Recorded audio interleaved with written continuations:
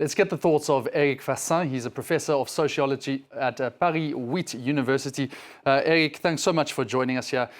We've seen those reports in the United States. Obviously, the protests, they've also spilled off into Australia. They've been in France. Now, it's not just a US trend, but we've also seen massive police presences throughout these universities. Why is it so heightened this time? Well, what's interesting is that we've seen recently the president of Columbia University, who was at a hearing on April 17th, a congressional hearing, and the president was bullied by Republican representatives, just like previous presidents from Harvard and Penn had been bullied until eventually they had to resign.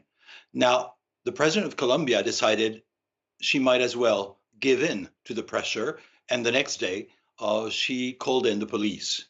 However, that move, which seemed to be exactly what the representatives wanted, proved counterproductive. That is, it has mobilized people.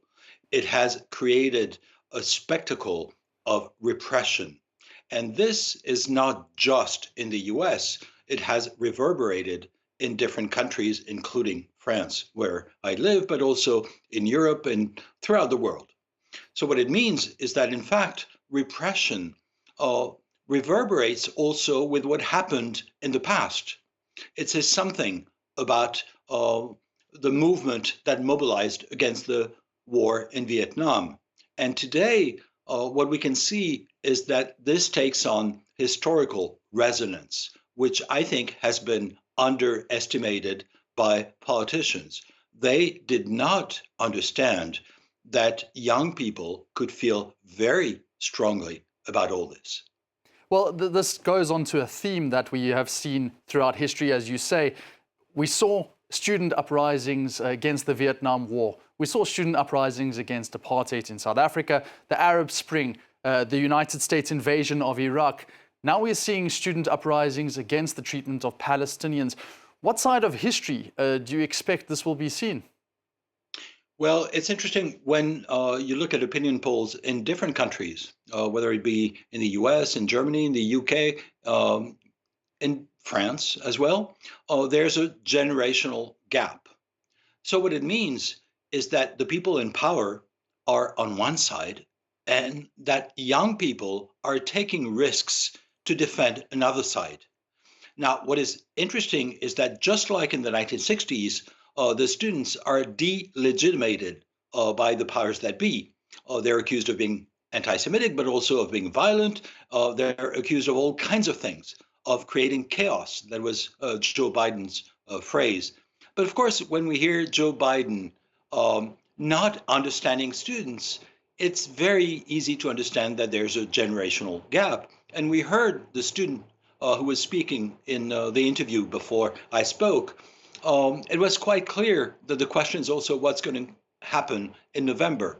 And obviously, it's not just Arab Americans, as is probably going to be the case in Michigan, who will not vote for Joe Biden, but it's also young people. So one has to wonder, what is the logic behind Joe Biden's position, his siding in many ways with Republican representatives on this issue? That is, they're all on one side and the other taking a position that is against student mobilizations. Instead of saying it's a legitimate position and we could have a democratic conversation, there's only repression.